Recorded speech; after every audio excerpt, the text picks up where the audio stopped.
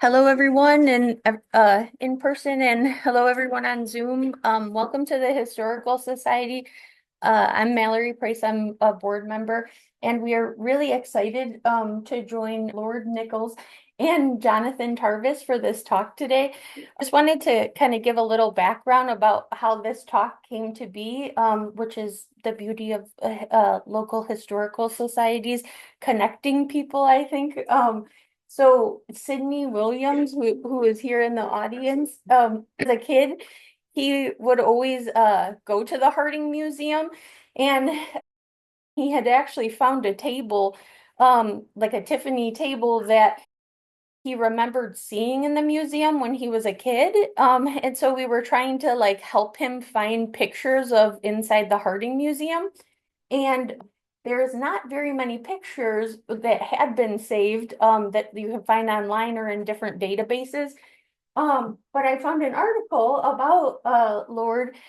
It was about her grandfather, and I was just like so amazed. So I gave her a call or I sent her an email, and we were able to connect, and it was awesome because she was able to come in over the summer, and Sydney came, and we got to see her awesome archive of what her grandfather had collected, and this is such an important story that really needs to be told. And so we're so happy that she was willing to speak. And we have Lord and then Jonathan. And he is from the Art Institute, and he is the Paul and or Amy Paul and Carbone, okay. curator of Applied Arts of Europe. So that Okay. means I cover decorative arts before 1700, European, which specializes in arms and armor. So that's Yeah. why. And thank you so much. And let me just ask real quick, is there anybody here today that went to the Harding Museum before it was closed? Anyone who got to see firsthand? Am I the only? Am I the only? It was I'm the last of the Mohegans. it was during urban renewal that it was actually like knocked down. About 1962. Yeah. So, but we are gonna jump into the talk. I'm gonna let Lord go ahead and tell you a little bit more about the history. So Thank you. Thank you, everyone on Zoom. I'm really honored to be here. I want to thank the Historical Society for having me, for Mallory for stalking me very well and finding me. As soon as we started talking on the phone, we just really clicked, I guess. And ironically, as I was speaking with Mallory, I realized I had this feeling inside of me that Mallory somehow lived where my grandparents lived. And during our first conversation, I said, hold on, where do you live? And she said, 54th and Dorchester. And I said, my grandparents lived at 5450 Dorchester. And from then I just felt like something's going on here and I need to help her and help this group. So thank you for having me. Because today is December 7th, which is, by the way, the day that I asked Mallory to speak because it's very personal to my family. I wanted to start off with this short film. It's only 15 minutes. It was actually filmed here in Chicago and at the Illinois Railway Museum in Union, Illinois. And I think that it will kind of set the tone for many things that I'm going to be talking about today. So with a little bit of help from David, I think I'm going to start off because now I'm not. Okay.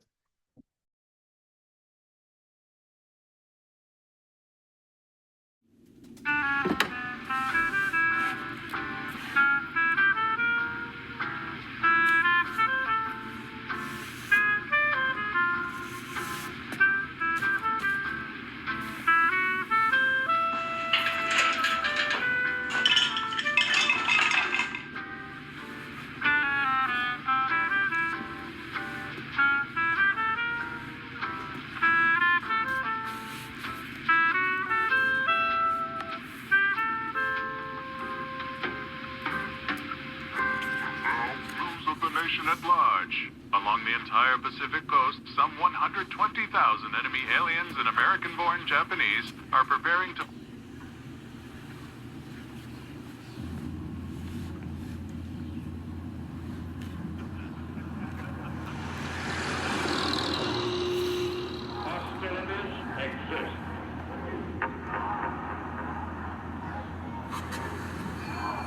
extreme difficulty in distinguishing between loyal Japanese Americans and those other Japanese.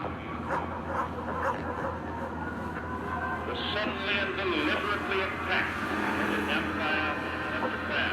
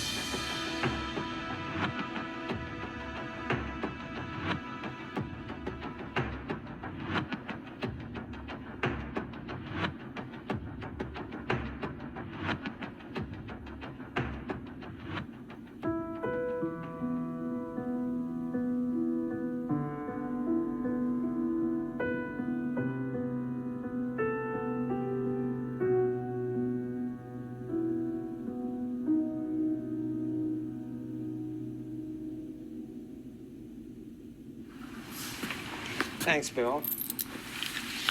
I'll be seeing you. Okay, swell. Take care. Now, I just have to tell you, Koji, the strawberries you gave me last week, they made the most heavenly pie. I told you the strawberry was so sweet, didn't I?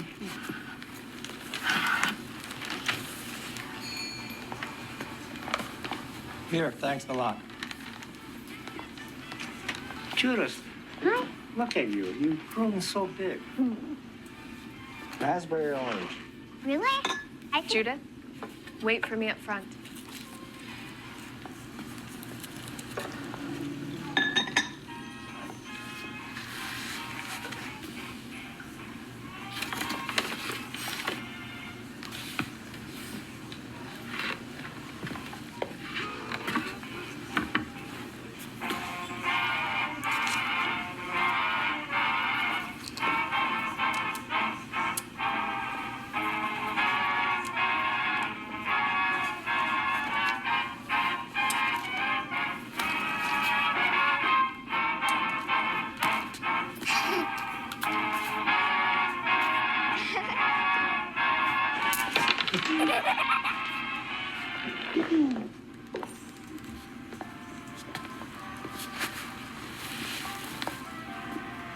What else can I get you? I'll take 2 cans of tuna and a can of beans. That's it? That's it. I noticed your sign in the window. Have you found a buyer yet? Some have inquired.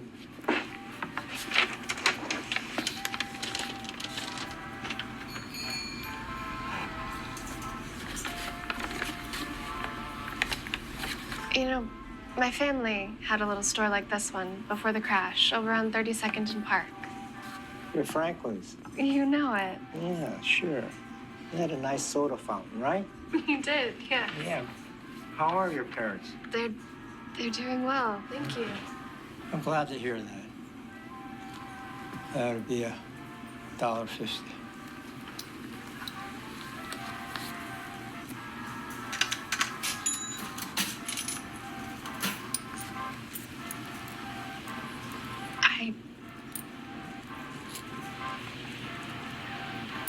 We wish you nothing but the best. I just want you to know that. I appreciate that. Thank you very much. And I know you want to leave the store in good hands, so I hope you'll consider $1,000. $1,000.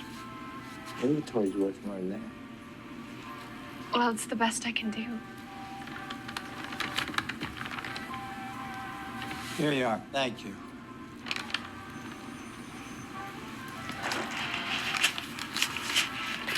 Why don't I leave my information in case you change your mind?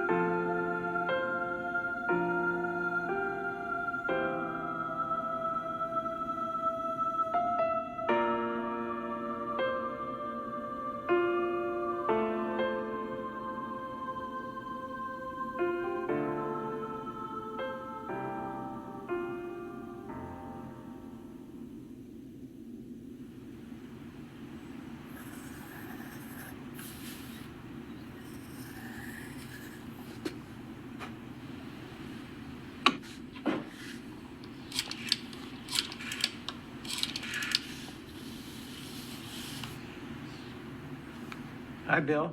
This is Coach. Was there any offers on the store?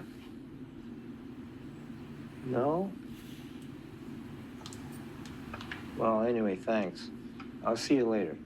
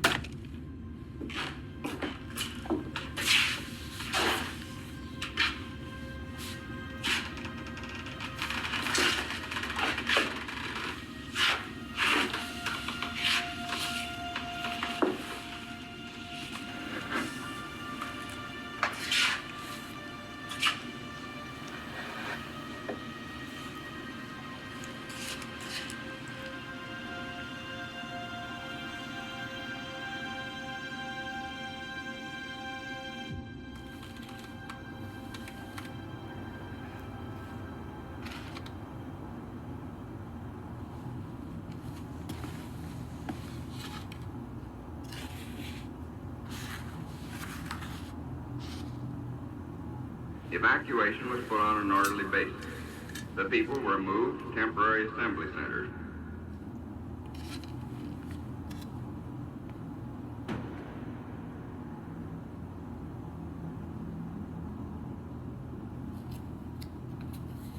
Many of the evacuees are losing something very precious to them: their faith in democracy.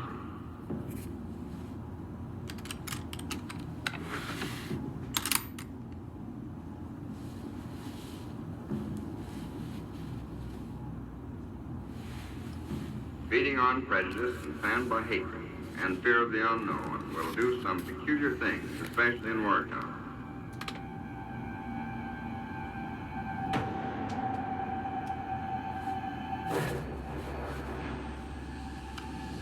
They're not allowed to leave.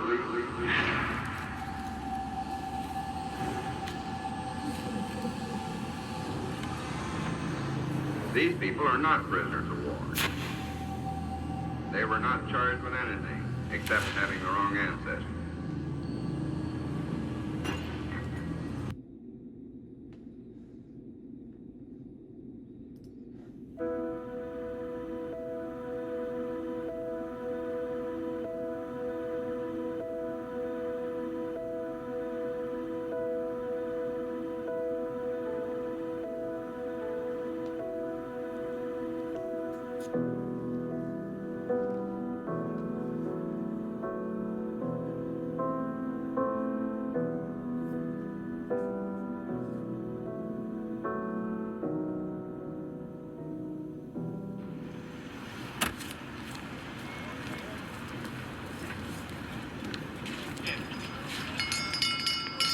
Oranges for sale.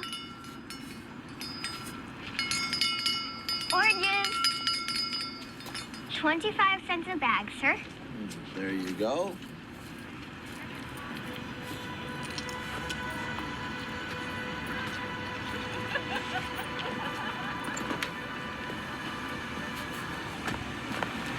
Judith, I'd like to buy a bag of oranges too. Best oranges in the world.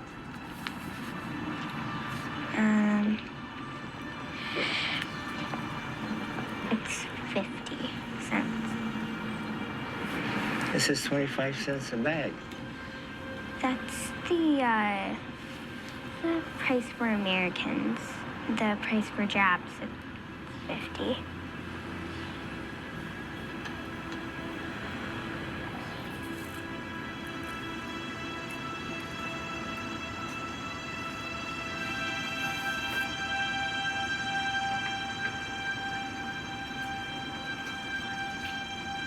I am an American.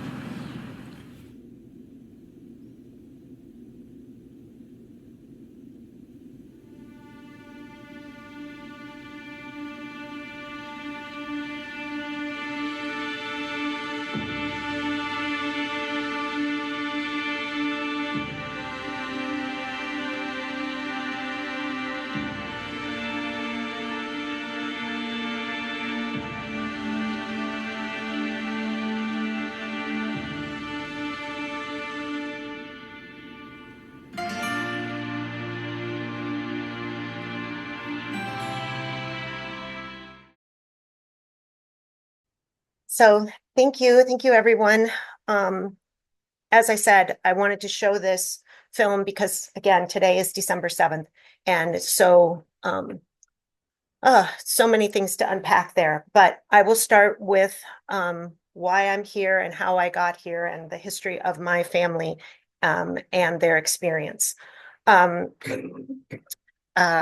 was just going to mention that the film, The Orange Story, also has a website that's completely interactive so that you can learn about the Japanese incarceration.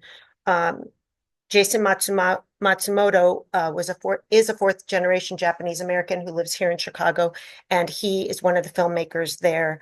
I was honored to speak with Joe Takahara, who was the star of The Orange Story, and I was on a panel with him.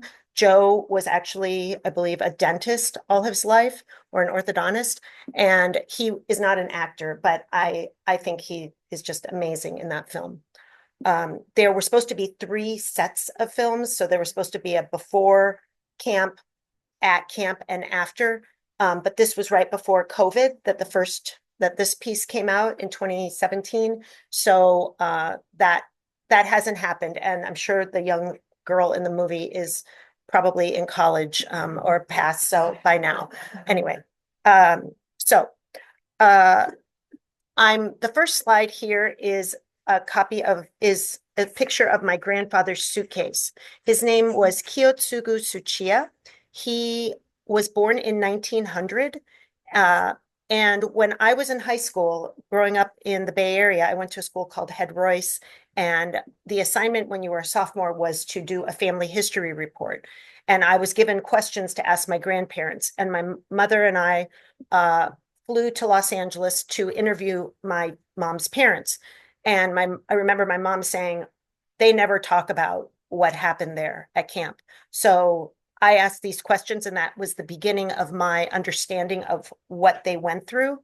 Then again, in 1990, I spent New Year's Day and a few days with my grandparents, and I tape recorded my grandfather talking about his life story. Unbeknownst to me, that was the last time I ever saw him alive. So what I'm about to tell you is from the tapes that I have of our conversation. So my grandfather, Kiyotsugu, was born in 1900, and at 16 years old, his mother asked him to go to Los Angeles to find his father, who had been working in California and sending money back to the family in Japan for years, but was not coming back to Japan. So my grandfather, this is a copy of his passport. He arrived in Seattle in November of 1916. And made his way to Los Angeles. He found his father, sent him back to Japan, but my grandfather stayed in the United States and made money for the family at that time. I'm sure that my grandfather experienced racism and discrimination. And actually, this photo is from Hollywood, California in 1923. There was a campaign to keep Hollywood white. Many of the residents there felt that the Japanese immigrants were taking their jobs away. And so this kind of signage was all over. It was around the same time that the Supreme Court ruled that Japanese immigrants could not be naturalized citizens because they were neither Black nor white. And those were the only two races that were recognized at that time. So my grandfather made his way to Chicago. And when he arrived in Chicago, I'm sure, I don't even know how he could acclimate. Again, my grandfather spoke fluent Japanese and was learning English. But in some way, my grandfather was able to enroll at the Art Institute of Chicago and become a student there. And again, this is about 1923. It was at the Art Institute that he met George Harding Jr. It was September 1st, 1923, that the Tokyo earthquake hit, and there were 142,000 people who died for that earthquake. And my grandfather's family, their home and all of any kind of wealth they had was gone. So my grandfather needed to make money, and it was at the same time that he met George Harding. So he started working for George Harding as his curator, tour guide, and assistant at the Harding Museum here on the same street that we're on right here, 4800 block. George Harding was born in 1868. His father, George Sr., was the first person from Illinois to go to Harvard and go to Harvard Law School. His father practiced law with Abraham Lincoln. George Jr. also went to Harvard and to Harvard Law School. He was a star football player there. He came back to Chicago, and he was a politician and a real estate magnate here.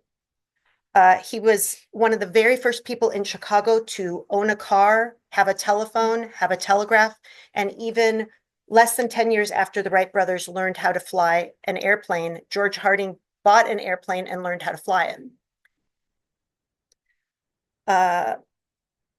He was the second ward alderman from 1903 to 1914, state senator of the 1st District in 1912, city controller from 1919 to 1923, Cook County treasurer from 1926 to 1930, and the Illinois representative to the Republican National Committee in 1936. So quite a lot of things.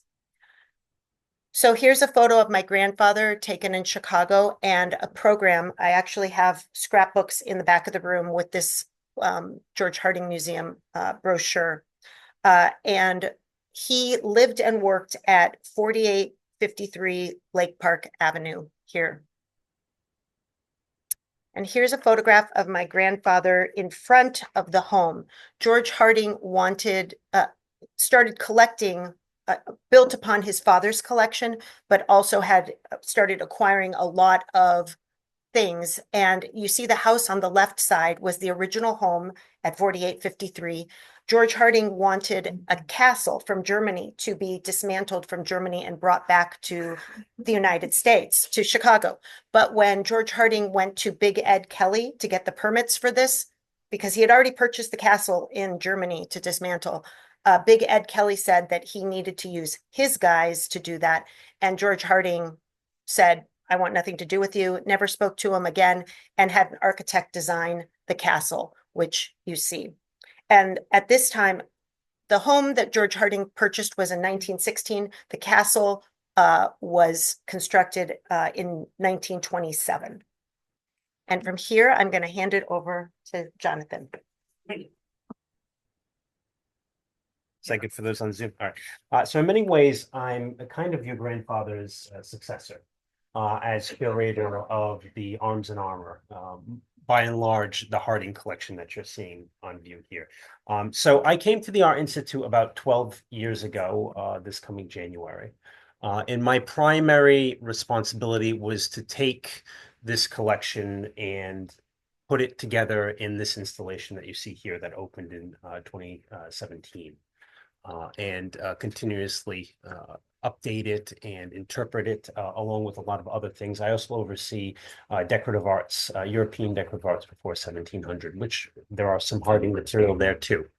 But my primarily focus here to you all, and I apologize for my off-the-cuff extemporaneous nature to this, is to give you a little bit of background about the collection, but more especially what is it? What was here in this community and what now lives in the Art Institute, and why is it there? And some of you may even know that story, and it is quite roundabout. So very often I get into who is Mr. Harding and this castle when I'm giving some presentations of this, but actually Lourdes did a perfect job with that, so I don't have to say too much more. But one thing I do like to call Mr. Harding is a feudal lord, right? He had mass quantities of real estate all around the city. I've been once told he owned about a third of the city. I don't know how true that is, but needless to say, so he had lots of property, and then he had a castle, and he also was a politician, right? So I like to say politics, real estate go hand in hand and equal modern feudal lord. So befitting that, he built this castle addition, as we heard in 1927, and he filled it to the max with anything he could. And, you know, of course, he was spellbound by the Middle Ages, as many children from the 1860s and on were and continue to be, reading Scott's Ivanhoe and things like that, conjured all these ideas in his mind. And he was not alone. His greatest competitor for this kind of material, particularly arms and armor, was William Randolph Hearst. And he butt heads with Hearst at auction all the time. And there is even one famous case, and I really, really lament this, that he announced to the newspapers that he was going to go to auction and he was going to get these armors in Europe, the specific auction. I think it was in Gallery Fischer's Lucerne in Switzerland, and he was going to fly over there and he was going to make a big splash. He even told them how much he was willing to spend. Big mistake, because of course Hearst knew what he had to do to get above that, and he acquired those pieces. Those pieces, of course, later were sold with a lot of Hearst's material when he felt sort of a personal crash and all his finances plummeted. But unfortunately, that was the year after Harding died. In 1939, 1940. So Harding could have had a much more important collection. I really feel it, because I think he would have still had the funds to acquire really, really important armors. And so I do lament that immensely. Now that armor that I speak of is in the Philadelphia Museum of Art, but that's another story. So here's Mr. Harding. I love this picture of him with his stogie. And I do believe actually that this is I think it's his plane behind him, but I'm not sure. Anyway, what is the Harding collection specifically of arms and armor? He had many things. He had Americana material. He had a model ship collection, which didn't come to the Art Institute. He had a massive cane collection. It's a great picture from your grandfather with all the canes. We have some of his canes, particularly the canes that have hidden weapons in them. So, He had all sorts of furniture. He had figureheads from ships that are still in the Art Institute, at least two of them. He had it just goes on and on. Bearskin rugs, you see it in the pictures, you name it. It was very, I would say, eclectic.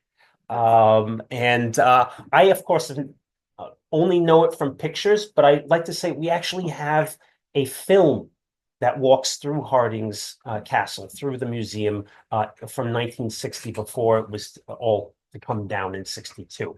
Unfortunately, I couldn't manage to get it to be a clip so you could all see that. It's also extremely slow and you want to sort of speed it up, but it gives you an idea turning and going around what it was like to experience it. So they at least thought about that before it was gone. So, but just very quickly to give you an understanding of what was in the collection, these are the sort of the two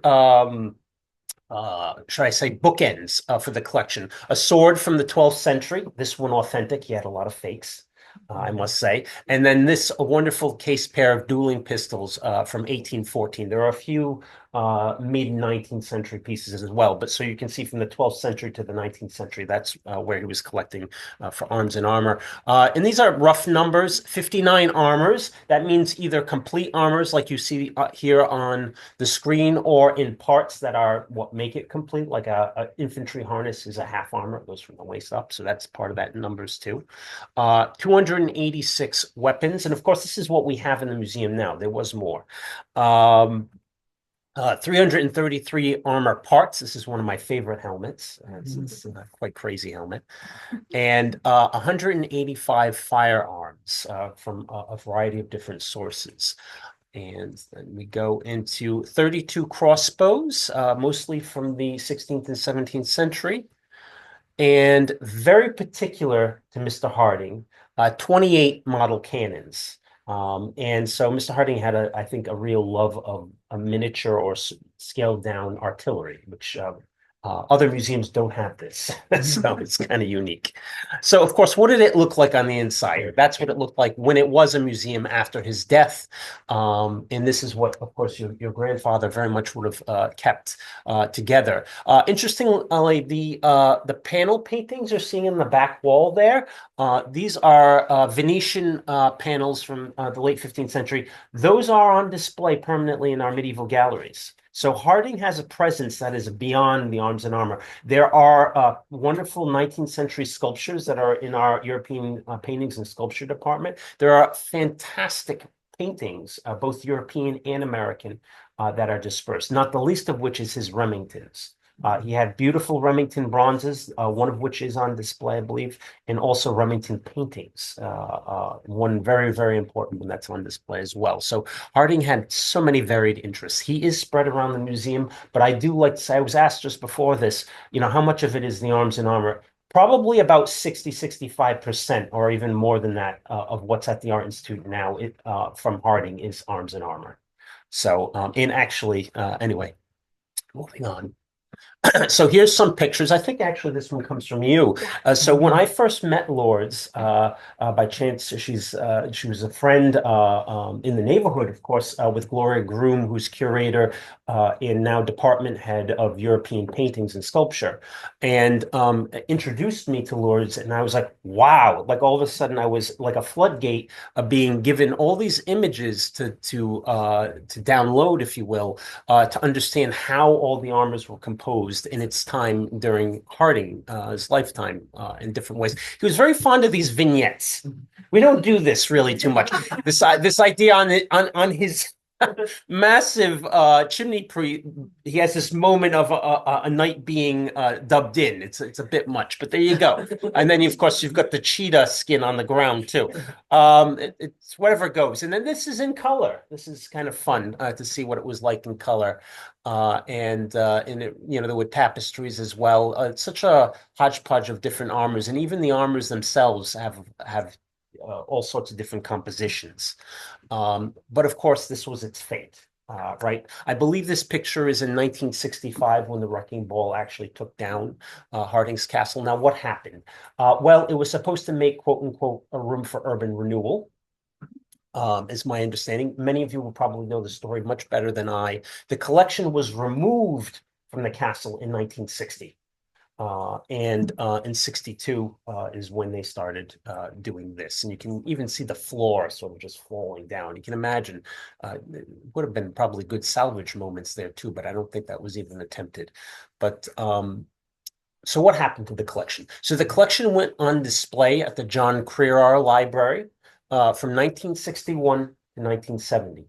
And it was only to be viewed by basically an application. You had to request entry to see the collection, and this is how it was displayed. It's rather unfortunate, but that's how it was. But of course, what happened as well, the John Crerar Library was also pulled down in 1970. So the collection went into limbo. And here's another image of it as it was in the library. And many of these pieces I recognize and are on view. And then between 1970 and 1982, lots happened to the Harding collection. The first thing I will say is that there was running the collection a board of trustees, namely one lawyer, Herman Silverstein. And along with that, but earlier on, was Mrs. Katz. Now, Mrs. Katz was Mr. Harding's private secretary. Is also, after he divorced his wife, his significant other in many ways. And also on the board was earlier on his daughter, Miss Thompson. There are no, as I understand, direct descendants of George F. Harding now to this day, but there are many cousins from the Harding family out there who I've gotten to meet, and they're very interesting people. But all to say is that Mr. Silverstein sort of was running the museum in the 60s and 70s and continued to do so. And he was sort of misusing the funds, as we would say, in a very Chicagoan story.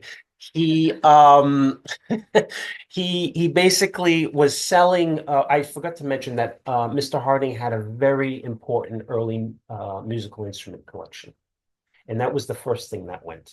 Mr. Silverstein was trying to sell some of these pieces in New York. Someone from Chicago noticed these, knew where they were coming from, made a tip to the state's attorney's office, and then there was an investigation. The sale was stopped temporarily, but then I think allowed to proceed.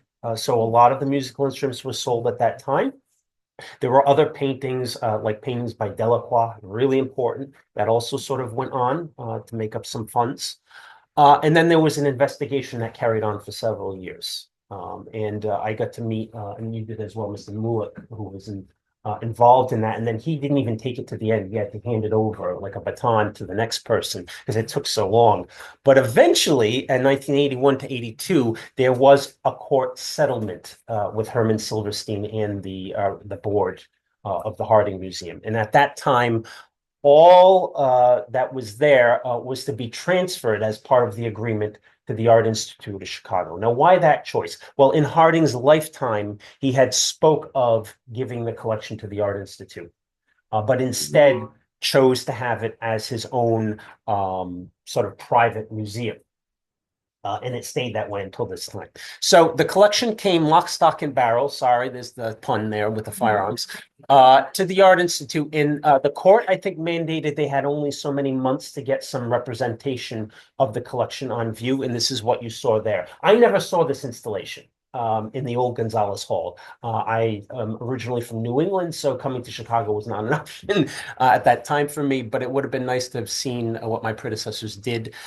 They brought in people, curators from the Metropolitan Museum and a mount maker, Harvey Merton, to mount everything as you see there, and Leonid Tarasuk. He was the curator from the Met to help put this all together, interpret it. They tried to put the best highlights they could. Initially, it was probably about 25-35% of the collection of arms and armor was on view, and everything that wasn't on view was behind the walls. Actually, in those cases, if you can believe it. And then when I got here in 2013, this is what was on display. And that got pared down to about 7% of the collection. And that was because they had new use for Gonzalez Hall. They moved it around, always with the hope of getting the majority of the collection out eventually. But eventually, of course, it took a little while, and there was a lot to consider. Ironically, this was called the highlights of the Harding collection. I have to tell you, very few of those pieces they chose were the highlights. So I'm sorry to say it that way, but a number of the highlights were actually in storage. But that's another point. It was what was easier to mount. And then, as I say, not to toot my own horn, by 2017, we did do this, we opened this permanent installation to put the Harding collection out as much as we possibly can. We have made additions to the collection, so I can't say it's all the Harding anymore. There are maybe about 20 acquisitions or more that we have made since then, and also a lot of loans. But by and large, I would say about 90% of what you see in the Arms and Armor gallery is either from Harding or uses funds that came from Harding. So it carries his legacy. And so here's it in all its grandeur. So let me just very quickly, and I know I'm over my time, and I apologize, Lourdes. What is in this collection? How well did Harding do? I like to say we are the third best collection of arms and armor in the country. First, obviously, the Metropolitan Museum of Art, 14,000 objects of arms and armor from all cultures, but primarily European. After that is Philadelphia Museum of Art. They have about 2,000, big difference, and particularly European. And then I like to say it's us, which is just over 1,000 objects of arms and armor that has come to us. And a lot of pieces were deaccessioned very early on in the late 80s, early 90s, that I do agree by and large with, that they were fine to go. They were mixed with problems or fakery, and that's in all collections, to be honest. It's nothing against Mr. Harding, but it's just of his time. But then there's also Detroit, Cleveland, which is bigger than Detroit, and what else am I missing? Those are the other two major collections for arms armor. Oh yes, and of course Worcester, the Worcester Art Museum now, which had the Higgins collection, also parallel with Harding. But Mr. Harding did really well sometimes. This is one of them. These two armors come from a Spanish armory in Valencia. It was bought directly from the Marquis dos Aguas, or Gatero. It was his wife's family's armory, which he was selling in 1927. Half of the armory went to the Metropolitan Museum, and the Metropolitan Museum curator at the time, Bashir Dean, went to Mr. Harding and made a deal. And Harding put up slightly more than half the money, and he got first pick. And that's how the Metropolitan was able to get their part of the armory, because they needed someone with some more financial clout, like Mr. Harding, who was also interested in armor. And so he bought the other half of the collection. So we split it, and these are the two gilded armors that were Mr. Harding's first pick. And we're lucky to have that. Harding was also very good at firearms collecting, and I do think we have one of the better collections of firearms after the Metropolitan Museum, for sure. And then this is a great story. He bought this two jousting helmets, actually, from the 1490s. This is one of the two. This one's marked Christian Spohr of Innsbruck in Austria that produced this. It was an actually used jousting helm.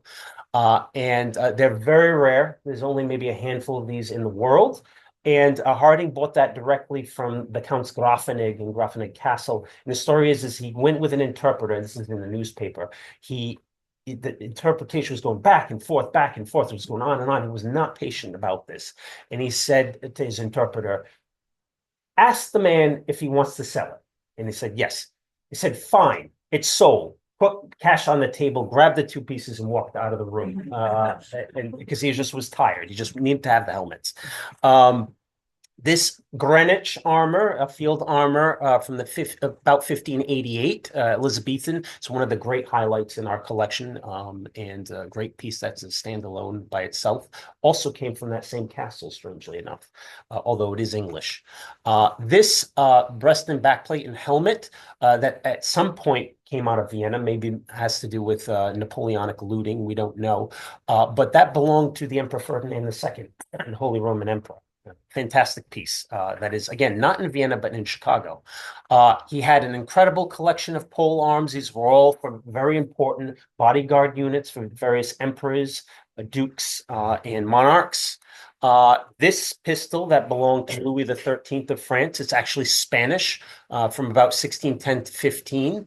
And one of, again, only a handful in the world that exists. It's entirely chiseled steel. It was probably a diplomatic gift from the King of Spain to the King of France. And then this rifle that has the portrait of Leopold I in the eagles that you're seeing there, it was his rifle, one of a pair. The other one was still in Austria. That one has been since purloined. We don't know whatever happened to that, but we have this one. And then this pair of ivory stocked pistols, which is one of maybe a couple of hundred known that were produced in the Netherlands in the 1660s and 70s. We have one of the better pairs in terms of the carving. So that's a lot.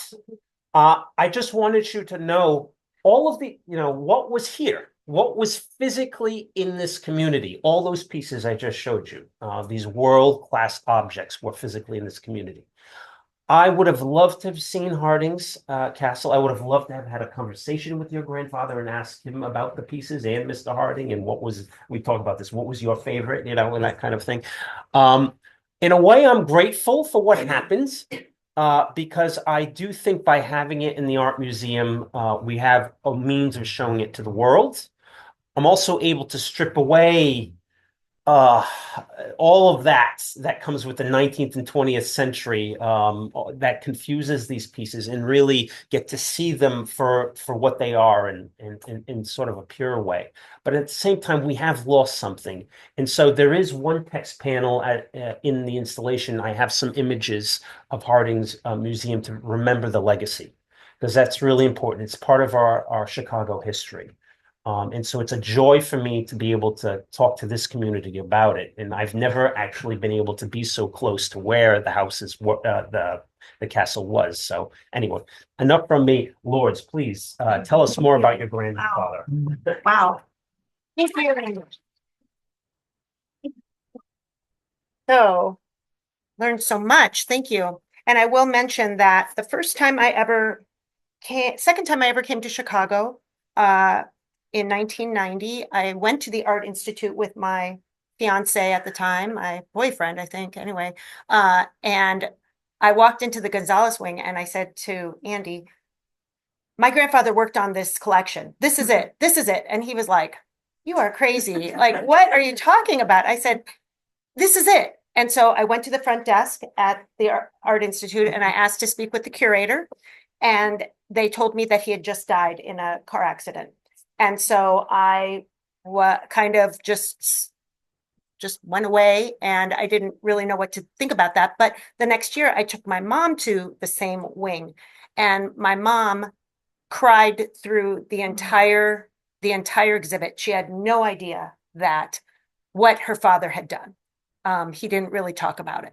I mean, there were these albums that I have in the back of the room that she would look at, but she had no idea. And I will say that in 2015, I met Jonathan in person and brought these albums my mom had. And I have a picture of Jonathan and Gloria Groom looking, and their eyes are just kind of like, whoa, what is all this? And it's a lot. It's a lot, but I'm happy to be here. So thank you. So here we have a picture of my grandfather. He got to meet a lot of celebrities, presidents, vice presidents. Even Al Capone came to the castle. And it's true.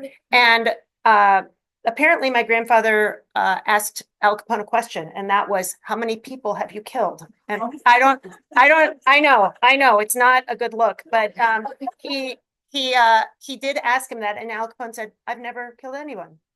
So there you go. There is a quote that I found that said, Harding recognized that if it weren't for his cooler-headed assistants, his quick temper and no-nonsense approach would have destroyed many sensitive transactions. And I'd like to think that that was my grandfather at work. Here are some of the photos from the albums, because I know this group, because you know Hyde Park well. I know they're a little small and grainy to see, and I have a lot, so bear with me. I'm going to show you some photos from my grandfather's album.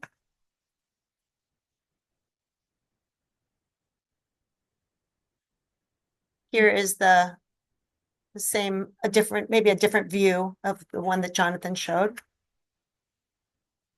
And here is my grandfather outside doing things in the world in the 1930s. He was at the Chicago World's Fair, looking very dapper. He's in George Harding's backyard in the summer of 1935 with his best friend, Fred. And he's at the Field Museum. And really, before museums were the way they are now, the Harding Museum was what I equated to like the Dree House Museum, home that people would come into and experience and get to see different things. So it's interesting that I have this one of him at the Field Museum. Here is the staff of the Harding Museum, my grandfather standing on the right in the picture. And then here is a picture from his own album of the airplane that he flew to New York in with George Harding.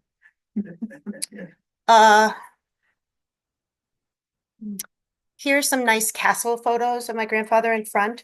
The castle was connected to the house by an enclosed walkway. There were even secret stairways, passages, and a dungeon at the castle. The castle, yes. The castle was complete with cannonballs embedded in the exterior walls as well. And I like to say that the middle photo is the world's first selfie. Okay? And here is my grandfather with a hurdy-gurdy, and that is part of the collection Jonathan mentioned from the many instruments that Harding had, as well as an article mentioning my grandfather. And by the way, I believe George Harding came up with the nickname Bill for my grandfather because he couldn't say Kiyotsugu. So this article and some other articles that I have mention that he goes by Bill. Here are some more articles from the Herald Examiner from the 1920s and 30s, but colorized. And again, the piece that Jonathan mentioned, colorized in the newspaper. And the cane collection. As Jonathan mentioned, this cane collection, there were over 150 canes, and many of them did special things. They lit up, they played musical songs, and then one I just found out about turned from a spear to a dagger to a pistol, and must have been very powerful, I'm sure. But this collection is one of the photographs my grandfather took. The canes also used very rare woods and metals, or they belonged to famous people. So, and that is a self-timer that my grandfather took of himself in front of the canes. Another article with those photos. And then I kind of like this one of the snowing photo that he took of the castle and the house next to each other, as well as the old gallery, which I assume is from the home rather than where it ended up at the castle. Here we have some postcards of items from the museum. And one of my favorite photos, my grandfather on Michigan Avenue in front of the Art Institute. So how cool is that? As well as him looking like a mad scientist making a mannequin on the left and just working in his workshop. You still have the paper mache heads that he made. So my grandfather had originally wanted to be a dentist, but in one of the articles it says that he made fake teeth of horses. So that was as close as he got to working in dentistry. And some photos. Very dramatic. And then some pictures of Chicago that I thought I'd share. Oak Street Beach, Jackson Park with my grandfather and his best friend Fred, the front of the Art Institute, and the Chicago City Library. Here's a shot from, I believe my grandfather lived in the home. He did a self-portrait, very beautiful, and he has a picture of the castle that he's looking at, but also a picture looking north from the castle on Lake Park, which everyone around here knows the street. He had several photos of his desk and himself. And then I found some colorized photos that I thought were really cool. In 1936, my grandfather's uncle urged him to get married. My grandfather was 36 years old and single. So his uncle set him up with my grandmother, who was living in Los Angeles. They had an arranged marriage, but they met. They met in early 1936, and then they wrote letters to each other for months. I have all of those letters. Now, the letters are written in Japanese and in English. So I'll talk about that in a minute. But my grandmother was a child actress. She was in many silent movies. She was in Sesue Hayakawa movies. He was a leading man, the first actor of Asian descent to achieve stardom in the United States and Europe. He was the first male sex symbol in Hollywood. True. He even has a star on the Hollywood Walk of Fame. If you look him up, he did live in Chicago. Sesue did. It said that he went to the University of Chicago. Yes, did he? Okay, so that, yeah. So I'll talk to you about that. But my grandmother was, my mom used to say my grandmother was the star of the family. And here she is in the top photo on the right and in the bottom photo on the left. And she even made the front page of the newspaper like my grandfather. And here she is on the right with Sesue Hayakawa and her sister getting her hair combed. So my grandparents were married on December 7th, 1936. And if you look up, you'll notice that December 7th was a Monday. And I always wonder, why did they get married on a Monday? But my grandmother's family was very superstitious. They were very much into numerology. And it was determined that December 7th, Monday, 1936, was the day that this marriage would happen. So here is their marriage certificate. And you can see that their wedding was in Los Angeles. It was both American and Japanese by the attire.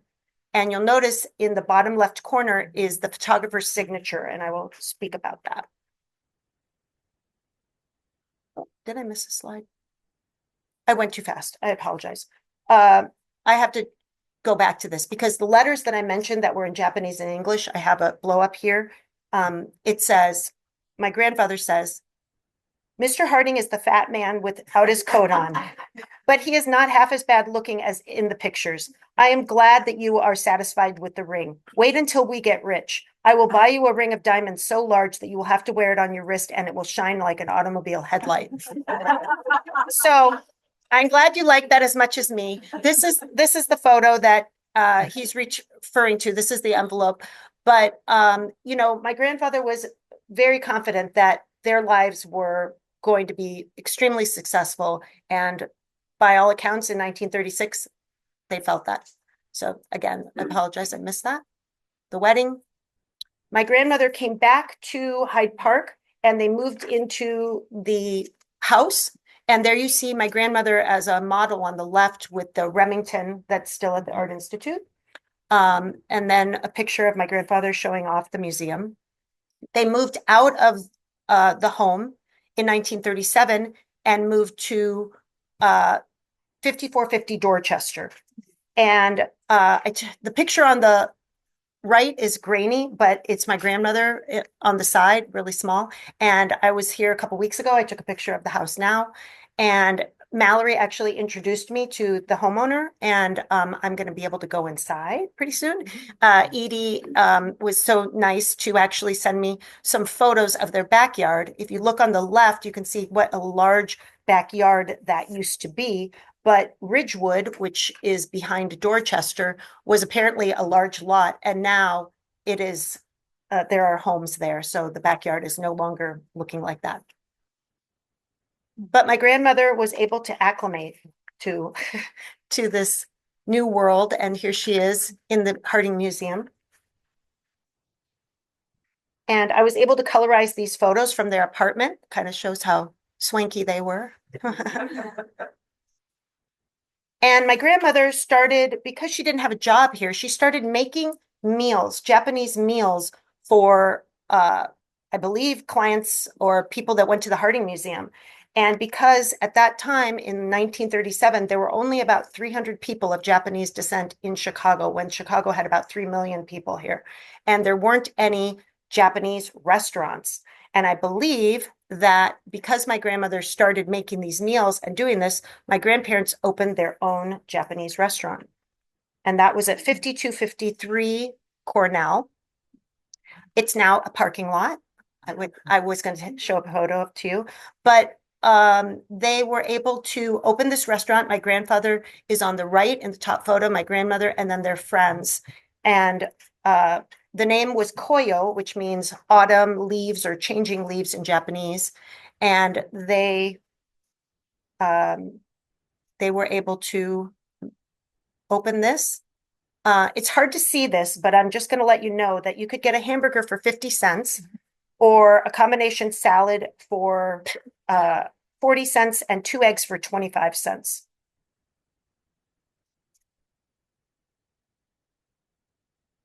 Now, I just added this in because this is a Hyde Park heavy group, it's hard to see, but I'm going to, do I have that little? No. My grandmother wrote a letter to her sister, and in that she talked about the neighborhood of where we are standing or sitting here.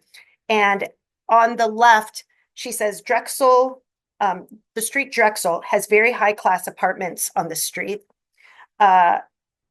She has a little square that you can see with the Tsuchiya mansion, she calls it.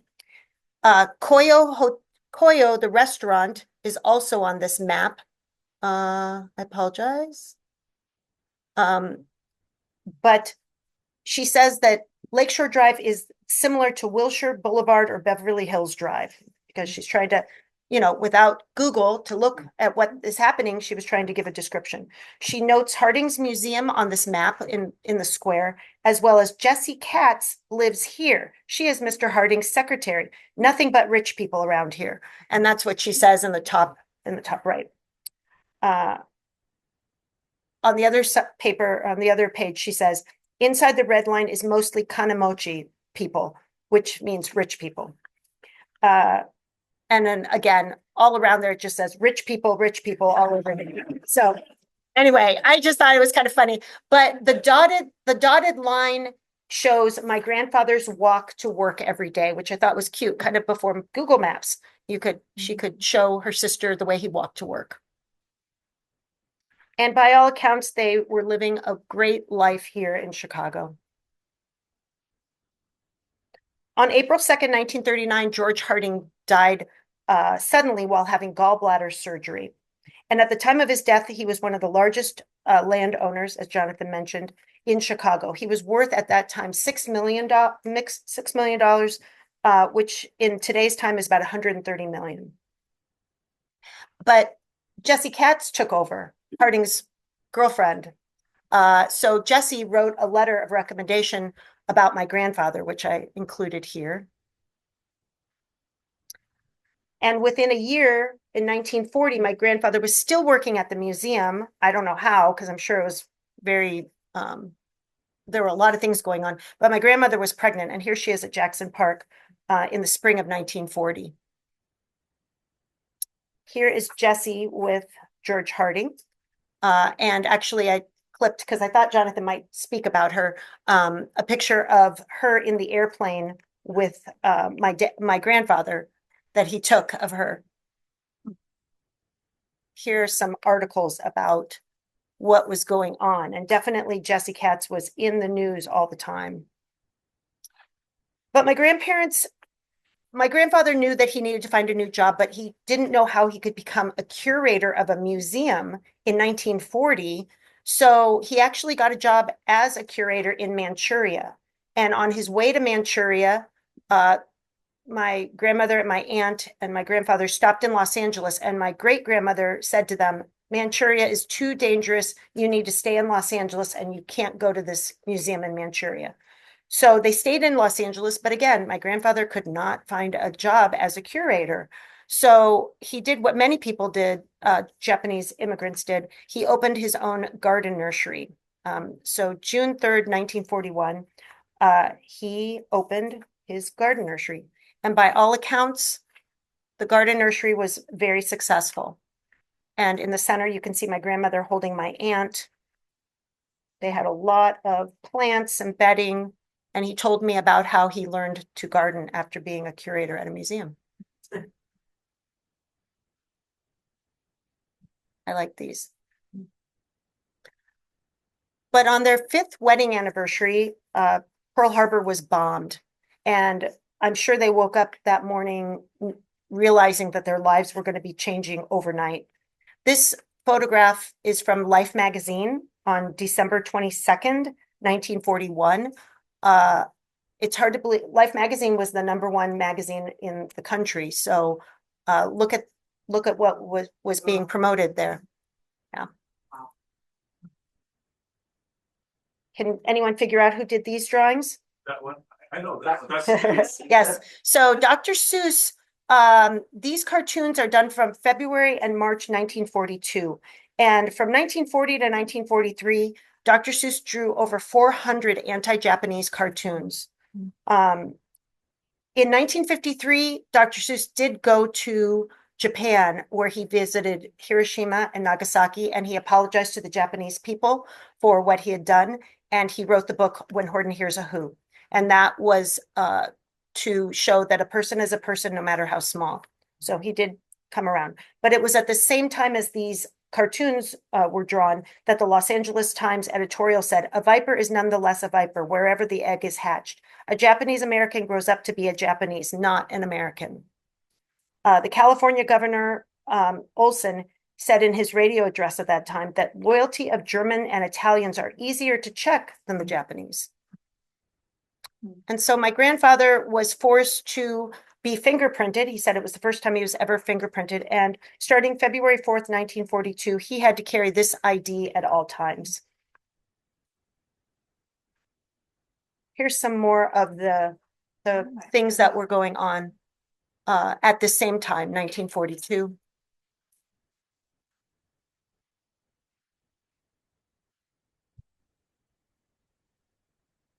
And on February 19th, 1942, Roosevelt signed Executive Order 9066, which required all mobilized the forced removal of all people of Japanese descent from Washington, Oregon, California, and parts of Arizona.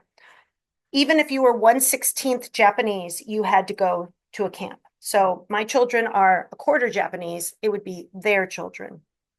My grandparents had to sell the garden nursery, and on the tapes, my grandfather said that he couldn't find anyone to buy his garden nursery. And so finally, one day, the milkman arrived at the house, and my grandfather said, "Would you like to buy the nursery?" And the milkman said, "I only have $75. So he sold the garden nursery for $75. Here is a map of the 75 locations throughout the US where people were sent. They are in the most desolate parts of the United States. I know because I've been to several of them. Prior to going to camp, many people were gathered in assembly centers. My grandparents decided to volunteer to go to camp, so they did not go to an assembly center, but the assembly centers were essentially racetracks and horse stalls. My mom had a friend who was born in a horse stall. And once you clean out a horse stall, it still smells like a horse, by the way. But yes. This next slide I showed to you because the terminology used in the 1940s and even in recent times on the left are really outdated. The terminology on the right is the preferred terms to use. And if you don't learn anything else today, which I know there's a lot of information, the most important thing is that calling a camp an internment camp is really not the preferred word. It's an incarceration camp or imprisonment camp. And even the AP style book in 2022 confirmed that the new terminology to be used is incarceration camp. As you saw with the Orange Story film, everyone had to wear a tag, and this is a sample tag. My family tags right there were 9191. Really, you were referred to as a number, not your name. And this photo was taken by Dorothea Lange, and it shows a family about to go to camp. Apparently, the father in the photo actually thought they were going to be executed. He didn't know what was going to happen. But 120,000 Japanese Americans went to camp, and 10,000 of them went to Manzanar, where my family went. And you were only allowed to bring what you could carry. So again, families lost a lot. I'm not even certain. My mom told Jonathan and myself that my grandparents stored these photo albums that you have here in a Buddhist temple during the war. And luckily, it was not broken into or damaged, because many were. Here's some facts about Manzanar. The thing to note is that really the room was about the size of the room that we're in right here. A combination of 8 people were assigned to a 20 by 25-foot room, and they could be strangers. If you were a family of 4, you would be with another family of 4. When you arrived at Manzanar, the first thing that you would do was you would get a burlap sack and you would stuff it with straw, and that was going to be your bed. The bathrooms, this photo, and you'll notice the photographer's name at the bottom that I'll be talking about. This is actually what the conditions were when they arrived in the bathrooms. The bathrooms were not part of the housing. You had to go to an outhouse, but it was such a humiliating experience that many people, many women that I've read about, either went to the bathroom in the middle of the night, or they put a bag over their head or a pillow over their head, because there was no privacy. And I can't imagine the trauma inside of you trying to anticipate this kind of situation.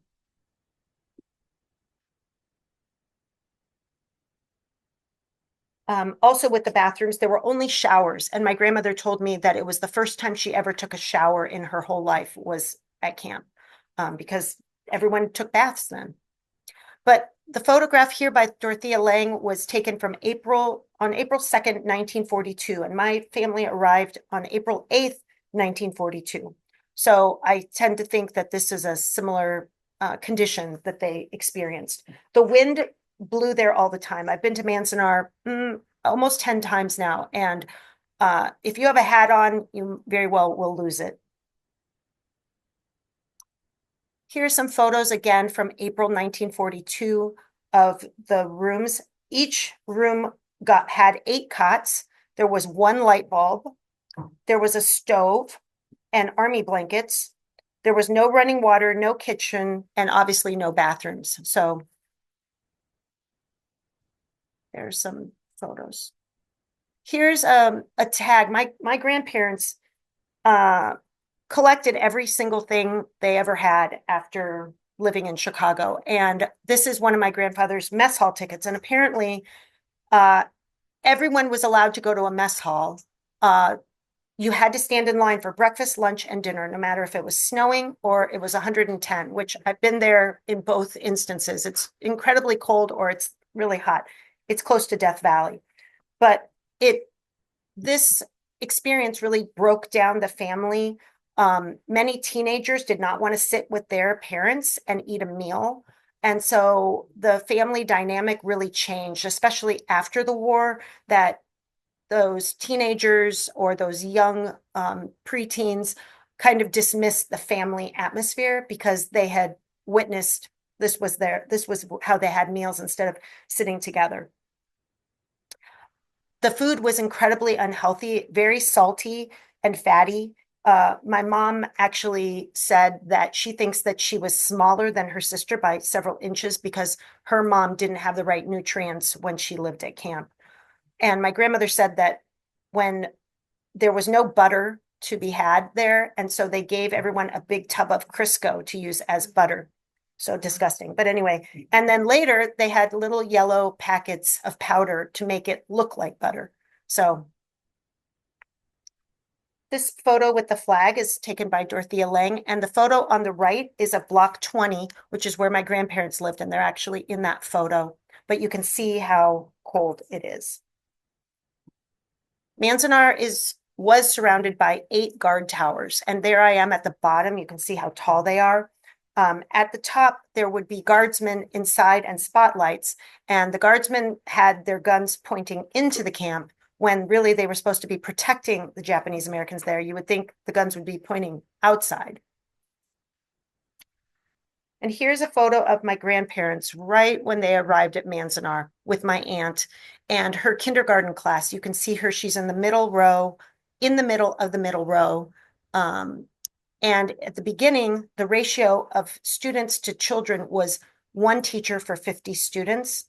And that's because they were only allowing white teachers to teach the children, and they couldn't find white teachers to go to Manzanar.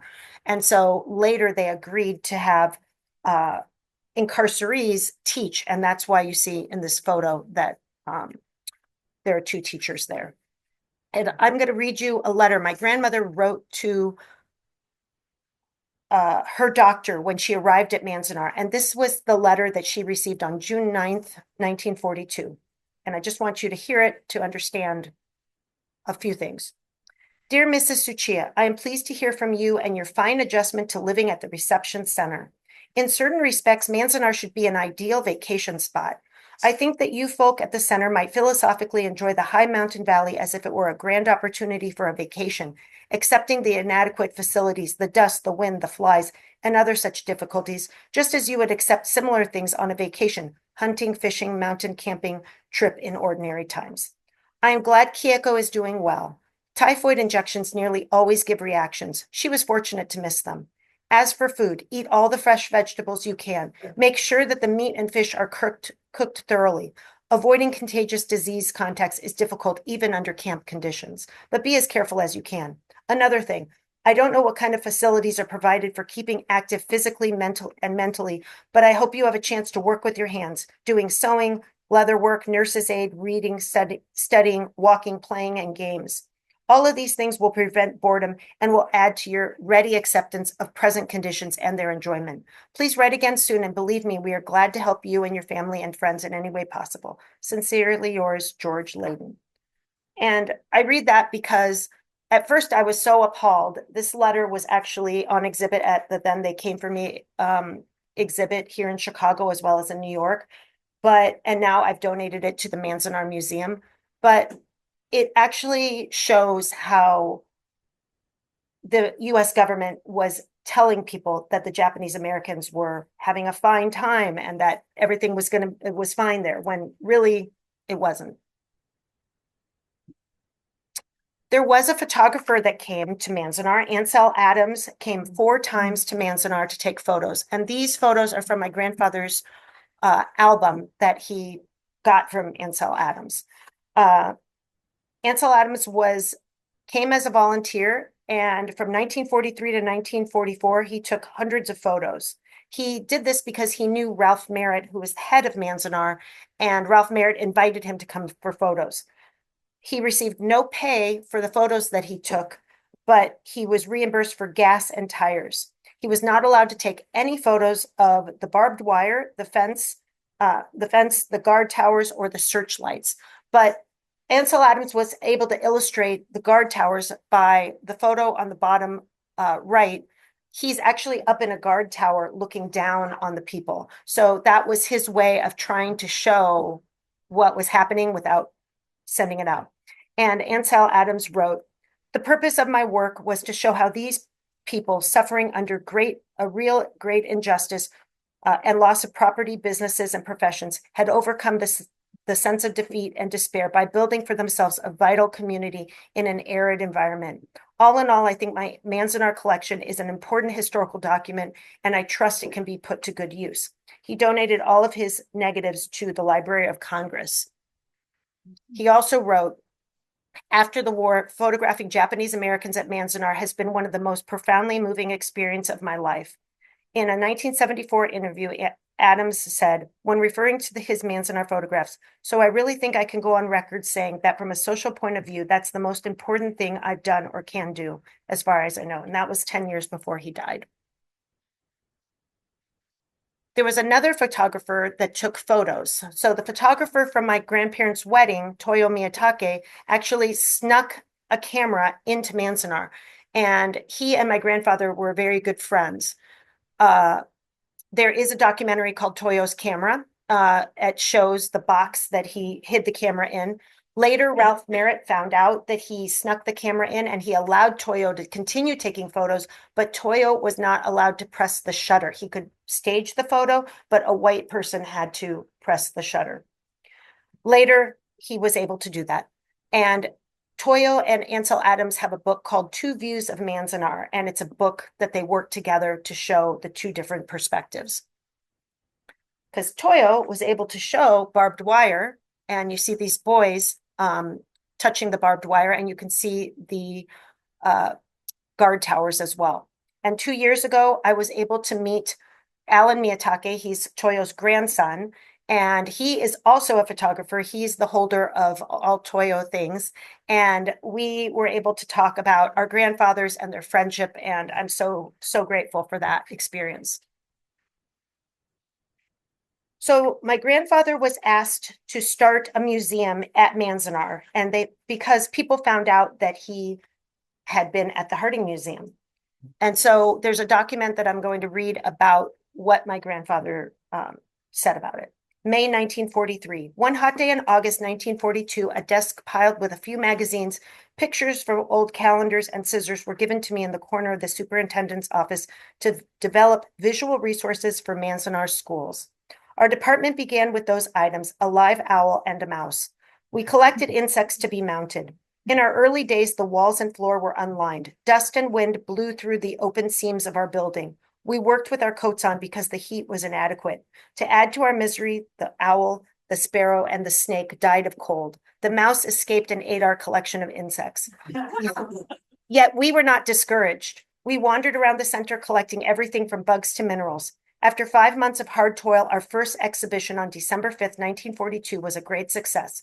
Since then, we have held special exhibits every month. Today, we have a permanent exhibit of local minerals, plants, wood carvings, posters, handicrafts, and a picture library of approximately 4,000 mounted and unmounted pictures, models, slides, diagrams, globes, and other visual aids. We know that the day will be here soon when we will have a visual education museum of which Manzanar can be proud. And here you see my grandfather standing on the stairs of the Visual Education Museum, and Toyo Miyatake is on the left. Right behind them are these posters. And my family, because my grandparents collected everything, had all the posters from the collection, which we've given back to the Manzanar Museum. But here, my grandfather hosted Ansel Adams, and you can see the poster, how beautiful it is. And here are some of the exhibits that they put together on a monthly basis, depending on the time of year. They even had a relocation exhibit where you would bring items from your home that you brought to Manzanar. And I was just going to read this piece. Here's a flower exhibit. You can see how talented everyone was and how it makes you feel when you create art therapy back in the 40s. When Mr. Tsuchiya first initiated the program of educating people, the evacuees simply sniffed at the idea. They did not know what visual education meant, nor did they realize its importance as a means of informing children and grown-ups about the familiar and unfamiliar objects surrounding them. It was difficult to make people realize that the objects which they have never seen, if graphically presented, served an educational purpose. Today, the story is entirely different. The museum is a popular place for young and old. Mr. Tsuchiya has less difficulty in obtaining items for exhibits because the evacuees find this very useful and a necessary avenue for their expression of their personalities and stifled egos. They have taken a more cooperative attitude and some initiative in having their creative efforts put on display. And because, as we know now, World War II ended in 1945, my grandparents didn't know if the war was going to last for 10 years. And because so many of the people were young children, they had not experienced or seen things around the world. And to give you an idea of the dramatic change in finances that my grandparents experienced, on the right is a pay stub from Manzanar, where my grandfather, to head the museum, got $19 a month. when he worked for George Harding, he was making $416 a month. So that kind of just tells the story of how different and how my grandparents' lives quickly changed. There was one person who lived at Manzanar who was not of Japanese descent, and that was Ralph Lazo. And he's the boy in the striped shirt. He, all of his friends were Japanese American, and he came from a home that was not very solid. So he actually went to Manzanar and volunteered. He was 17 years old and he wanted to be with his friends. He said, these people hadn't done anything wrong except for go to Japanese school. They were Americans just like me. And in 1944, Ralph Lazo became the class president of the Manzanar High School. People got married at Manzanar. This is my grandmother's sister. You can see my grandfather and grandmother on her side. And Toyo took this photo. This is their wedding at Manzanar. Toyo's wife is actually second from the right standing. People celebrated Christmas, and my aunt is in the center with the braids with Santa Claus. On November 22nd, 1944, my grandfather was allowed to leave Manzanar to look for work and make more money than $19 a month. And so he went to New Jersey. And here is his ID. He had to leave everyone. I can't imagine how challenging that was. Because my mother was on the way. My mother was born at Manzanar on February 26, 1945. And here's her birth certificate from the Manzanar Hospital. There were 541 babies born at Manzanar. My mom always wondered how she was conceived at Manzanar because there was no privacy.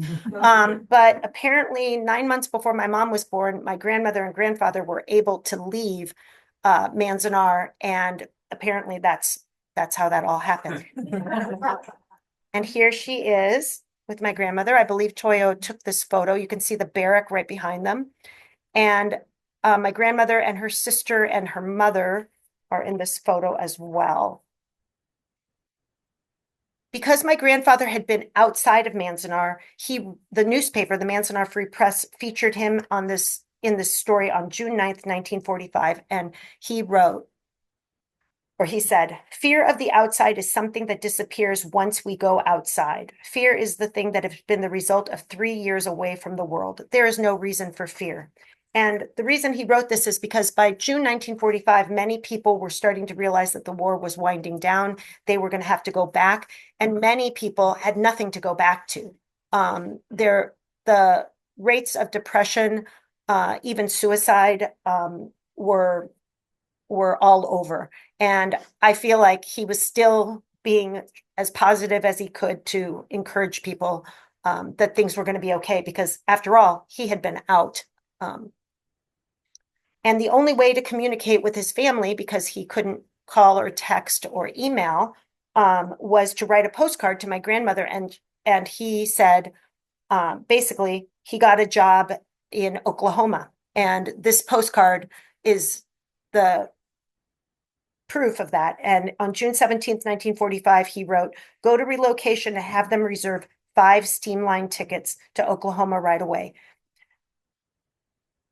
When the end of the war happened, everyone leaving a camp received a ticket to anywhere they wanted to go and $25. $25, I just looked up right now, is about $438. And that is what they were able to move forward and start their lives with. But many people went back to find that the world wasn't as welcoming. My grandfather got a job teaching naval officers Japanese in Stillwater, Oklahoma. And there's his ID. But they never forgot their roots and their life at Manzanar. I was able to colorize this photo that I showed you earlier. And I noticed with a little magnifying glass that they actually had this photo on their wall. So I thought that was kind of cool. Oh. Yeah. But a year later, 2 years later, in 1947, my grandfather got a job translating for the U.S. Army during the war trials.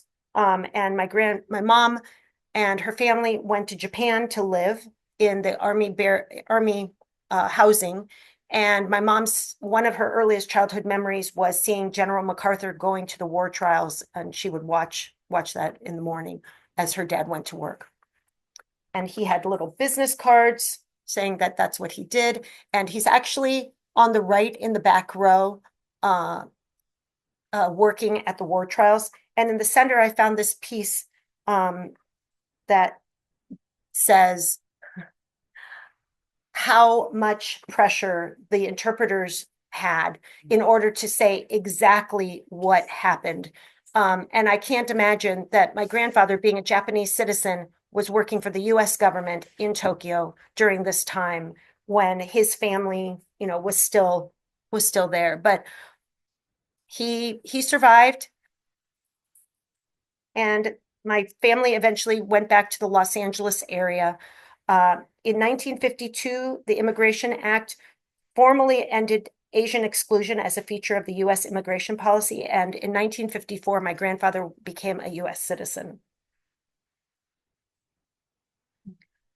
And as Jonathan mentioned, the Harding Museum and Castle was demolished in 1965. And there on the right, you can see the aftermath of the empty lots. 4 years later, here's my family in Los Angeles. I'm on my dad's knee, and my grandfather is there, and he still had a collection right behind my dad's head of many, many things. In 1988, the Civil Liberties Act gave all of those incarcerees that were living $20,000, an apology from Ronald Reagan, and a statement saying that it was found that the government actions were based on race prejudice, war hysteria, and a failure of political leadership, as opposed to legitimate security reasons. There were never any Japanese or Japanese Americans found to have done anything to work with Japan. I just have to make a note of, because my mom is no longer living, but she is the first to say the trauma and humiliation that her family endured. Even though she never remembered living at Manzanar, she has said it was ingrained inside of her intergenerational trauma. Many Japanese Americans have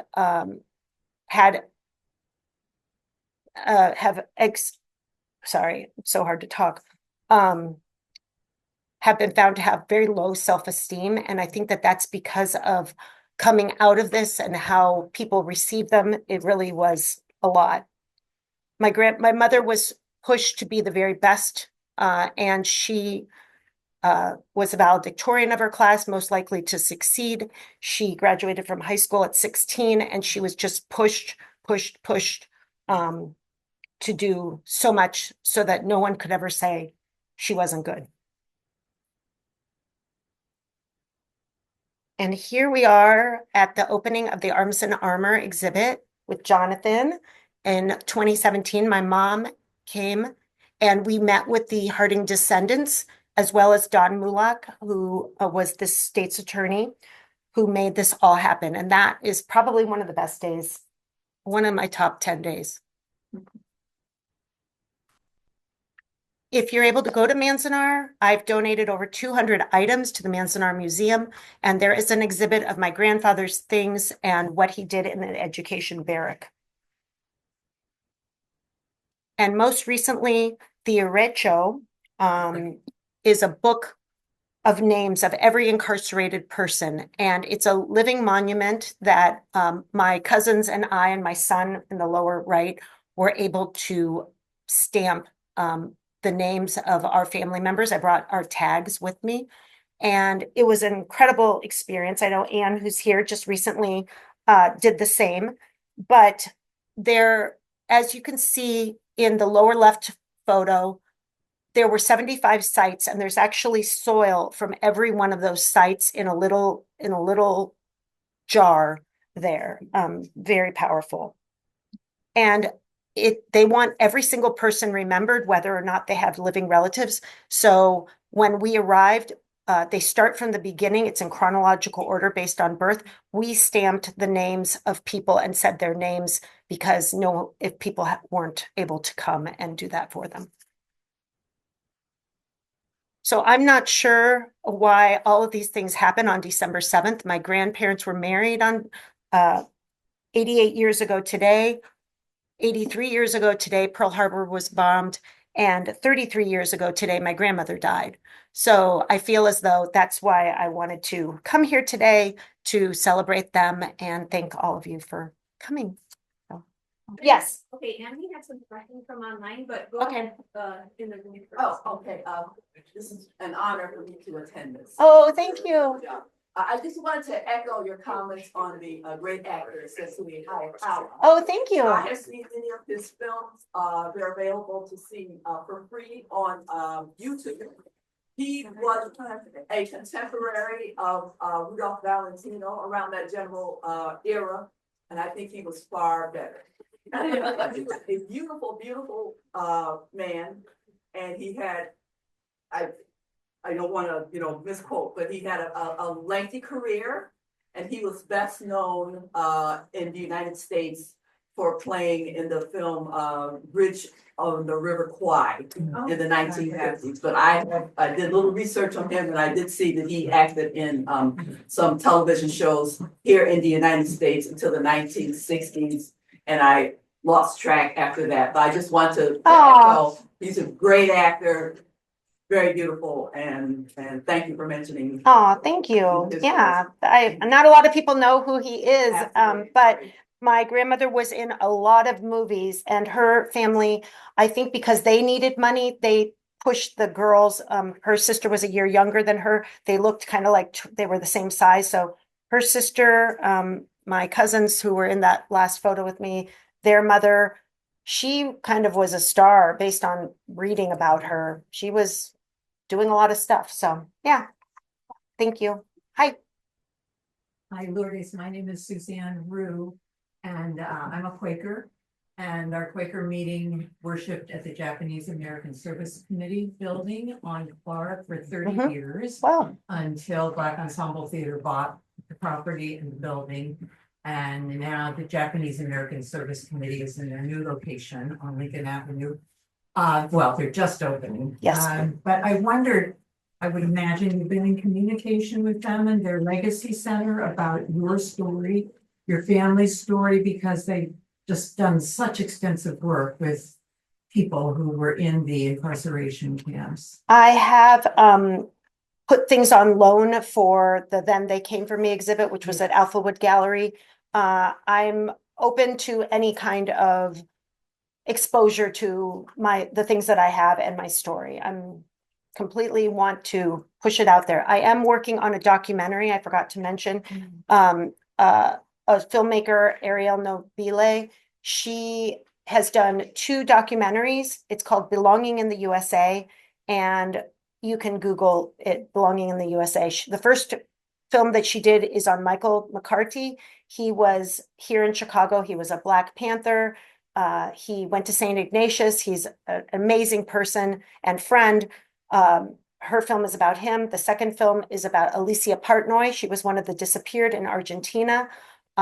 She's incredible and a good friend as well. And then the third story is about my family. And I'm honored that she felt that it was worthy of her time. So we've been working on it for a few years. My mom died 5 years ago, and luckily she interviewed my mom and was able to do all that. But and Jonathan will make an appearance when it comes out, but it probably won't come out until 2026, probably.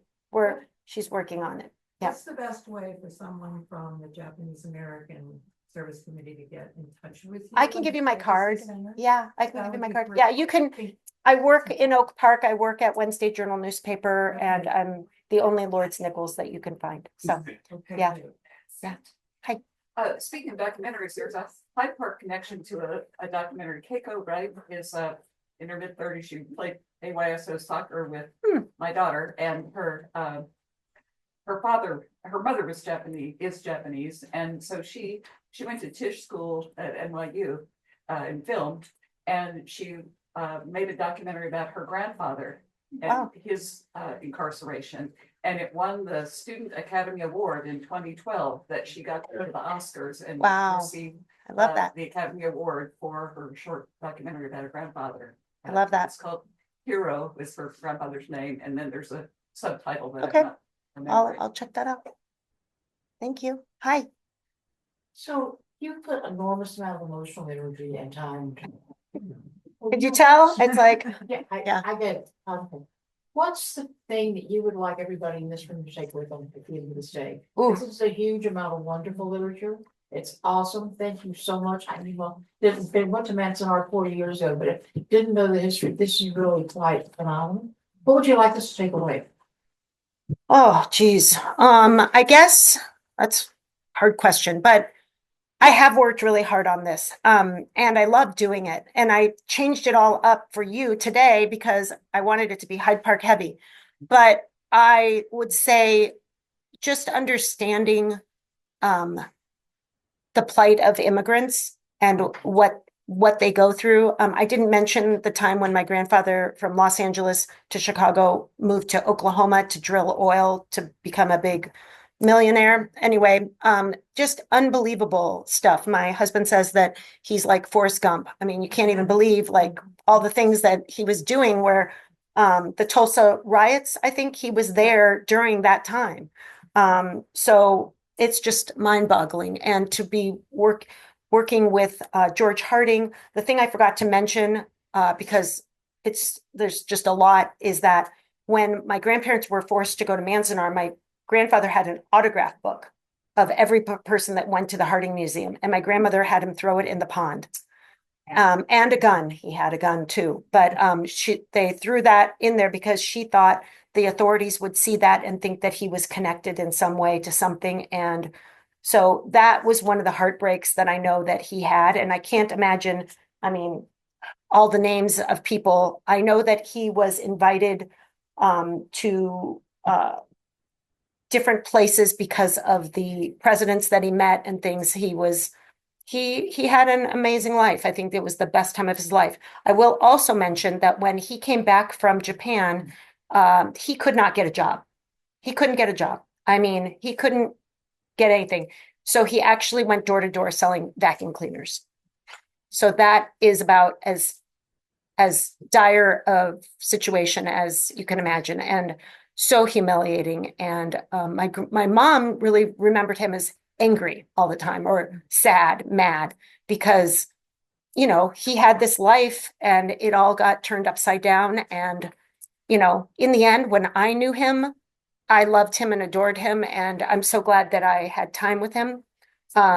He died when I was 23, but I'm just happy that I have so many documents. I mean, I have thousands of photos, seriously, that of things that he took photos of. It's a full-time job. And I'm grateful for that, but it's also overwhelming to be the only person holding on to this. My mom and I were kind of a team.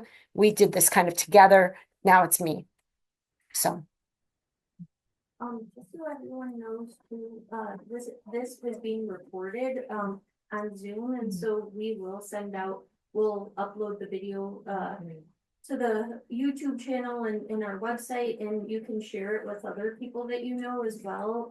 If you I think it's another way of continuing to share this important story. So and if you do have a film that comes out, we will try our best to have a showing. Yeah. Jonathan and I will hit the road. Yeah, we'll be on tour. Were there questions from the Zoom? Yeah, there was a couple questions. First, hi, Josh. Johnson, Bob and Judy had asked. This is probably for Jonathan. Well, maybe can you repeat it up here, or no? You can only do. Sorry. Did the museum have a mummy? Someone asked. Did the museum have a mummy? Is the question. I don't know. There are lists of what was in the Harding Museum, of course. I've only really focused on the arms and armor that is factored in those lists. And a lot of things didn't come to the Art Institute, and I can assure you that's one of, if there was such a thing, that did not come to the Art Institute. There are mummies in the Art Institute, 2 of them, but they don't belong to this legacy, I should say. So that's my only answer. Maybe there is a memory of that, but I don't have one, and I don't know about that unless someone else does. Jonathan, one of the things, what happened to Abraham Lincoln's furniture? Where is it now? Do you have any idea? No idea about Was it that. the table and Lincoln's couch and rocking chair that were on the 3rd floor? No, sorry, I don't know. I have to. I'm amazed that I am just quite disappeared into nowhere. ignorant of a lot of the sort of niche things that Mr. Harding had, because of course my focus again is arms and armor. But I do know he was very proud of owning a lot of things that had associations with illustrious individuals. He had a plaster cast of Napoleon's death mask. That's not uncommon, and there's a lot of them. We still have it. I have his magnifying glass that was on his desk. It's got his initials and little tiny jewels, and it's made out of a pistol. You know, these sort of ephemeral things. We do have some things of. You know, one thing we do still have is a hunting dagger that belonged to the Emperor of Mexico, Maximilian. No, when it came into the museum, it didn't say anything about that, but it has its monogram. But nothing on Lincoln's furniture. Not to my knowledge. That's amazing. He did have Brahms's piano as well, and that was sold.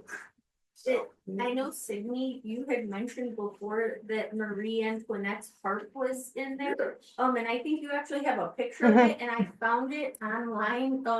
It's at another museum in Europe now. Yeah. So that was like part of the musical collection. There were a bunch of harpsichords but what you were talking about, I'm the only, it was a sardine place. Yeah, it's to unpack the museum is almost It was impossible. sardine. It's there are so many of these kind of things that some of them are sort of legendary, some of them they're real. You know, this did exist, he did have that. But you know what Mr. Silverstein did was unloading some of these things. It's hard. I've never looked at the court documents or the research or anything like that. I'm sort of dealt with the aftermath as it is with the museum in evaluating the importance, the quality, the objects themselves. That is in my purview. But I don't know if anybody has any more thoughts or questions about the Harding collection. I can do my best, but of course I'm not all inclusive on that. But anyway, I have a question about that. How much was deaccessioned? I thought I heard someone from the Art Institute when I talked about some of the things he had were not of. yeah, so that's a good quality. complicated thing to answer. Have you back up? So, sure, I'm sorry, I should probably. It's a complicated thing to answer. So before I came to the Art Institute, there were a lot of things that just weren't even accessioned into the collection. That was not, you have to remember, our purview is as an art museum. That was not Mr. Harding's purview. He was anything goes that interest him historically or otherwise. So we were really looking towards what tells the narrative of art. Unfortunately, they didn't take the musical instruments because they were already gone. That would have been nice to have. And there are a lot of historical things, like say furniture that I don't know of that may or may not have had associations with Lincoln. That may have not have ever made it because it wasn't even considered that way. But in terms of arms and armor, you know, I think in excess of a couple of hundred pieces were deaccessioned that were formally accessioned through Christie's and a few other places. I myself have promulgated, I think, 3 deaccessions at this stage. And most of them I sold through an auction house, Thomas Del Mar or Olympia in London, and also some other places now. But, you know, these were objects that had issues or we were never going to show and not quite in our purview. But the good news is whatever we do sell through auction or whatever, that money goes back into a purchase of arms and armor that has by prior acquisition, George F. Harding is always in the credit line. So, we understand, we look at these pieces, we have better understanding of what they are a little bit now, maybe than he did because of scholarship or what have you. But that isn't to say that fakes don't also have a history. And we do retain some of those too, because they can be fascinating. So I know it's complicated, it's very subjective, but collections evolve. I can't speak to the other aspects of Harding's collection that is all and around the Art Institute. It is spread around. If you go to the European galleries for paintings, if you go to the American wing, you will find Harding. He's all there. He's spread around all over. He's sprinkled. All right, I'm sorry. I don't mean to. read a couple more things. Okay, excellent. Thank you both for a really wonderful presentation.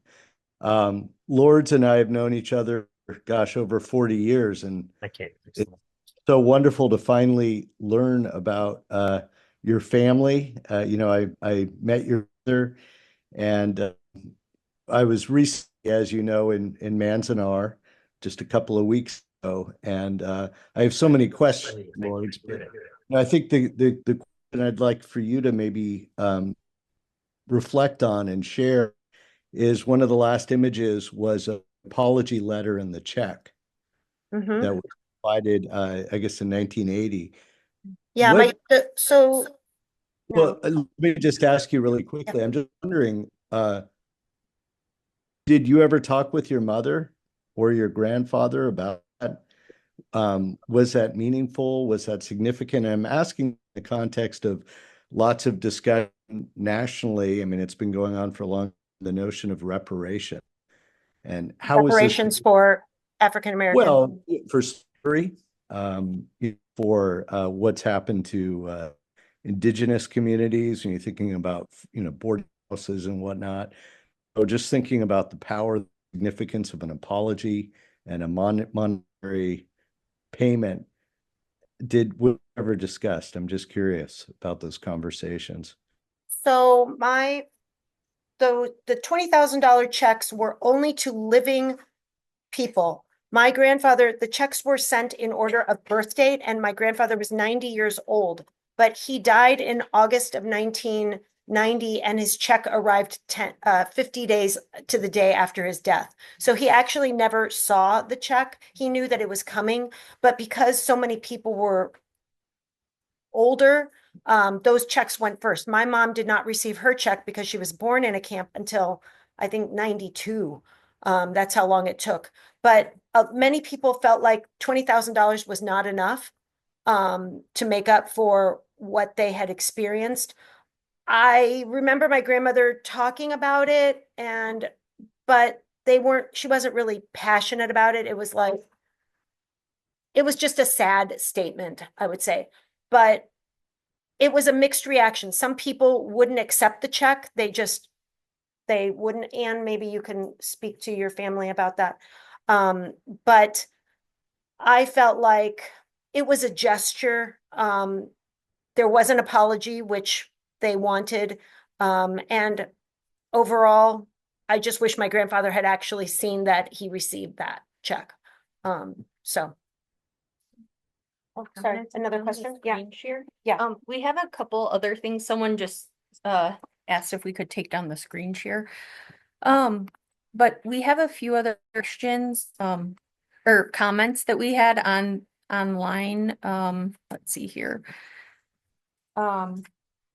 We have a comment from Nancy Ocampo, and she's saying, my mom and her family, I can't read it. Nishikawa. Okay, my mom and her family, Nishikawa, were in the camps also and came to Hyde Park after the war. They had a strawberry truck farm in Redondo Beach, and they also lost everything. We, Robert's family, lived on Dorchester down the street from the Buddhist temple. I remember that house that you had shown. Oh, wow. Yeah. So cool. So that's an interesting thing. I know you had mentioned the Buddhist temple too on Dorchester. Right. So 1954-45. right. So after the war, Chicago was a welcoming city for Japanese Americans to come to, and that is why now we see so many Japanese restaurants and such a vibrant Japanese community. However, when my grandparents were here in 1940, the census said there were 390 Japanese people of Japanese descent in Chicago. So it was very rare, uncommon, and I'm sure, again, like their restaurant that they opened, people had never seen Japanese food. They didn't know what it was. It was brand new. But let me tell you, just in terms of Hyde Park, when we moved in 1951, there were Japanese families, which might have been related to what you were talking about in terms of your family, across the street from us, just like Filipinos, up by the Buddhist church. And also, there were about 4 Japanese stores. It's all about urban renewal that people don't like to deal with in terms of Hyde Park.